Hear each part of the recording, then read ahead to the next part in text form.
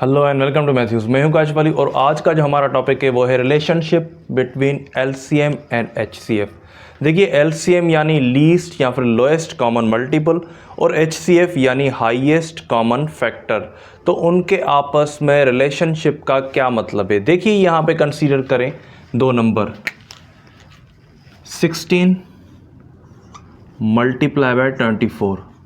अब इनकी जो हम मल्टीप्लिकेशन करेंगे यानी इनका जो हम प्रोडक्ट निकालेंगे वो इसका आंसर आएगा 384।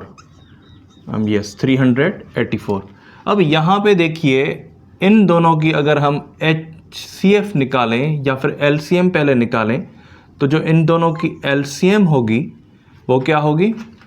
देखिए यहाँ पे 16 एंड 24, तो यहाँ पे 2 at the 16, 2 1 the 2, 2 2 the 4, 2 4 the 8, 2 6 the 12, 2 2 the 4, 2 3 the 6, 2 1 the 2, 3 यहाँ पे बचा, 3 1 the 3, तो यहाँ पे 2 2 the 4, 4 2 the 8, 8 2 the 16, 16 3 the 16 1 the 16, 16 2 the 32, 16 3 the 48। तो यहाँ पे देखिए इन दोनों की जो एलसीएम हमें मिली वो मिली 48, तो एलसीएम हमें 48 मिली।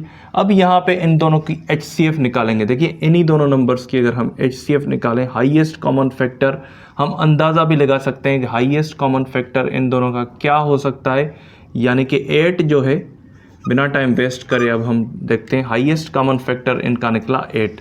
तो यहाँ पे देखिए अब इनकी जो एलसीएम निकली है वो है 48 और इनका जो हाईएस्ट कॉमन फैक्टर यानी एचसीएफ जो निकली है वो है 8। तो यहाँ पे इनका रिलेशनशिप एलसीएम और एचसीएफ का क्या होगा? देखिए यहाँ पे एलसीएम 48 और एचसीएफ 8। तो अब हम इनको करेंगे मल्टीप्लाई। तो देखिए यहाँ पे 48 8 द, तो यहाँ पे देखिए 8 8 द हो गया 64। तो यहाँ पे 4 यहाँ पे 6 कैरी करेंगे। 8 4 द 32, 32 प्लस 6 हो जाएगा 38। तो यहाँ पे देखिए 384 आंसर आ गया, जो कि इनका प्रोडक्ट था इन दोनों का। तो इन दोनों का रिलेशनशिप एलसीएम और एचसीएफ का यही होता है। तो आई होप यहाँ तक बात समझ आ गई होगी। अगर आपको मज़ीद वीडियोस देखने हैं इसी तरह के तो इस चैनल को सब्सक्राइब करें, और अगर कोई भी सवाल हो इस बारे में तो आप हमसे कमेंट सेक्शन में पूछ सकते हैं। Thank you.